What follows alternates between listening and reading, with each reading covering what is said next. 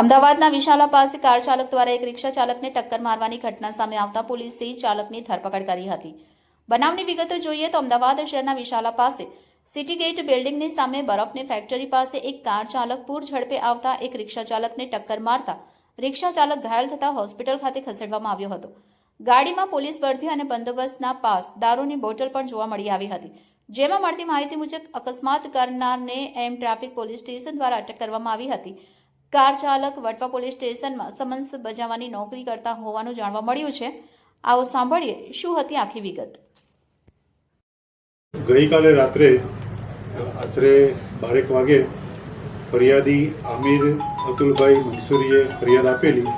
એ પ્રમાણે એમના પિતા અતુલભાઈ મંસૂરી પોતે બરફની ફેક્ટરી વિશાલાથી શાસ્ત્રી બીચ જવાના રોડ ઉપર કટ ઉપરથી રિક્ષા પોતાની કબજાની રિક્ષા લઈને જતા હતા।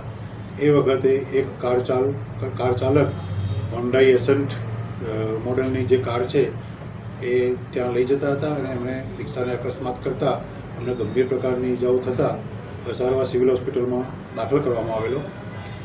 આ જે કાર ચાલક છે એની સ્થળ ઉપરથી જ અટક કરવામાં આવેલો અને તેને પોલીસ સ્ટેશન લાવીને પૂછપરછ કરતાં પોતે પોતાનું નામ પ્રકાશ વેરસીભાઈ નું જણાવેલું અને પોતે પોલીસ કોન્સ્ટેબલ તરીકે વટવા પોલીસ સ્ટેશનમાં નોકરી કરતો હોવાનું જણાવવામાં આવેલું અને ત્યાં સમન્સની ડ્યુટી બજાવતા હતા।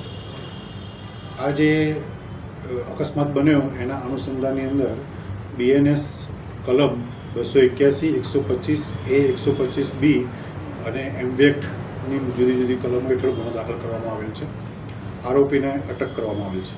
જ્યારે તે અકસ્માત થયો ત્યારે ગાડીમાંથી એક બિયરની બોટલ પણ મળી આવી હતી। આક્ષેપ છે કે પોલીસ કર્મચારી દારૂના નશામાં હતો। એ અંગે શું કાર્યવાહી ખરેખર પીધેલો હતો કે કેમ?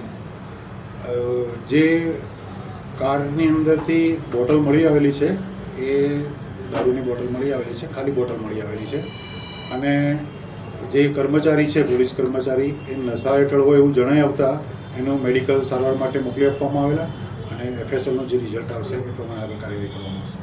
આગળની તપાસ કઈ દિશામાં રહેશે? ક્યાંથી આવતા હતા? કયા સંજોગોમાં બનાવ બન્યો? શું કહેવું છે પોલીસ કર્મચારીનું? પોલીસ કર્મચારી હાલ તો પોતાના બંદોબસ્ત પૂરો કરી અને ઘરેથી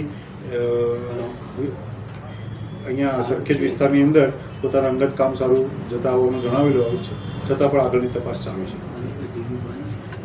ઓકે।